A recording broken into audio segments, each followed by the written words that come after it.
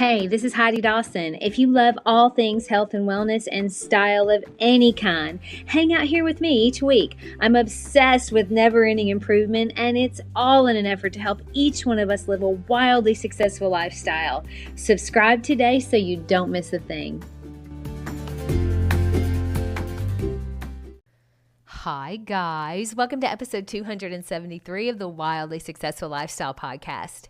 Thanks for hanging out with me today. If you're new, welcome. So happy that you're here.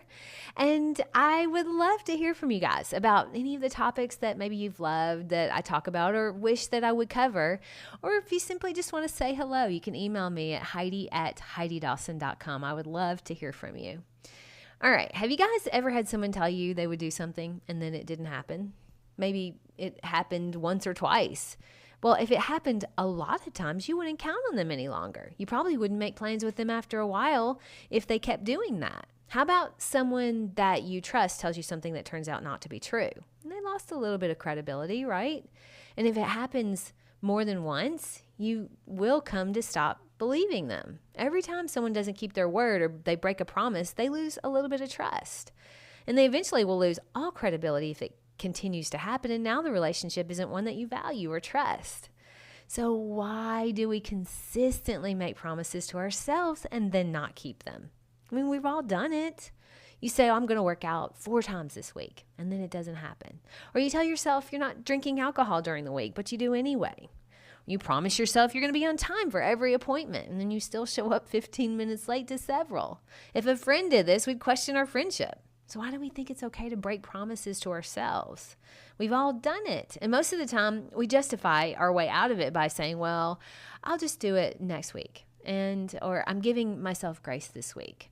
Or I deserve to have a drink even though I said I wouldn't because I've had a bad day, so it's okay. I guess you can probably relate. I know I can. For the last year and a half or so, I have been pretty much eating gluten, dairy, and grain-free. That's been my diet. And I can tell you, if you're having joint issues or, like itchy hands or anything like that, it really has cured that for me. My hands used to be kind of crunchy. Anyway, I read ingredients on every single thing I eat. And some of the things I do miss eating, but they've really come up with some really good brands that taste really good. So one of them is Siete. Okay. And it's really popular. They have it at Costco now. Anyway, they came out with a kettle style potato chip that has 3 ingredients: potatoes, avocado oil, and sea salt. And they taste just like a regular potato chip. They're so good, but they're still not health food. They're processed. So I only buy them as a treat. And I had COVID and I was on my last day of self-isolation because I was recovering from it. And I had bought these in the salt and vinegar flavored. Oh man, they were so good. And Eric was gone on a trip and I was in the house all alone. I knew it was going to be a problem for me not to eat the whole bag because by 11 o'clock in the morning, I had already eaten half the bag. There's no way I wasn't going to eat the rest of them. So I was like, okay, I have to pull out one of my tricks so that I won't eat the entire bag. And that trick, it's not really a trick. It's just something that I do with myself. So it's to promise myself I will not eat any more chips today. Just as a backstory, I've decided that as a rule, I will never make a promise to myself that I don't keep. And this has been going on for a while. So I sort of begrudgingly made that promise to myself about the chips because I knew I would want more chips later, but I also knew I would keep my promise. So I made the promise to myself and then went about my day. And there were a few times during the day where I was busy around the house and I thought about the chips, but then I said, nope, you promised you wouldn't eat them, so you're not going to. Fast forward to the evening. I started really wanting some of those chips. My brain kept trying to find a way to work around my promise. At one point, my brain even offered, well, it's technically not day anymore, it's evening, so we could eat the chips and it wouldn't necessarily be breaking our promise. My brain was being so darn sneaky. I actually laughed and said out loud, no, that is definitely still breaking the promise and I'm not going to do it. So what was going on with me? Getting to the root of that was really important. So I'd been in the house for a week. So obviously I had cabin fever and I was a little bored.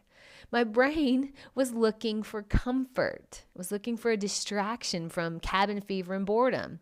It was thinking, hey, all we have to do to feel better is to get a little hit of dopamine. Instead of feeling my feeling of boredom, I was going to distract myself with either chips or social media.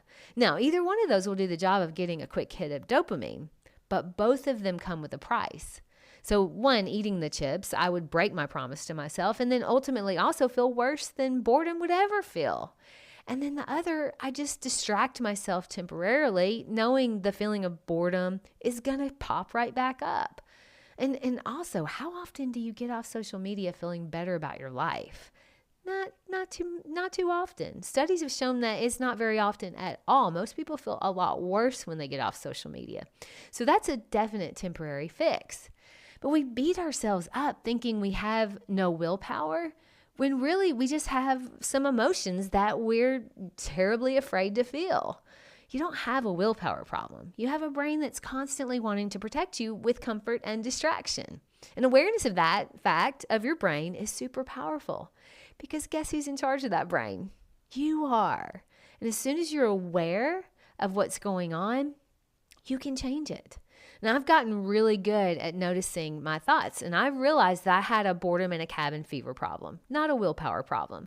It's actually okay to be bored. Boredom gives me downtime to think and create. That's not a bad thing. That can actually work in my favor. And as far as cabin fever goes, like, why do I have to settle for cabin fever? I mean, it's sunny. Kinsey, my little Yorkie, was with me, and she had cabin fever too. We could easily get in the car and go for a drive. It was sunny. That would make me feel better. You see, getting to the root of the problem was crucial. It wasn't about the chips. I wasn't hungry at all. I've proven to myself I don't have a willpower problem, so recognizing the emotions that my brain was trying to protect me from was super eye-opening. Had I just given in, my primitive brain would have been back in control, and off I go on autopilot, eventually feeling way worse than boredom and cabin fever. So we can make all the promises in the world to ourselves, but until we become aware of the reasons behind why we consistently break those promises to ourselves, we're going to be chasing our own tail. So I think we should all stop telling ourselves we have a willpower problem. I think we should realize it's not a trust issue with ourselves either. It boils down to our brain and how it was designed to work. I mean, it was designed to protect us from life-threatening situations. That's why it's so tempting to head towards comfort. Our brains are actually hardwired to protect us from bad things. These days, most of the bad things that we have to deal with, they're feelings.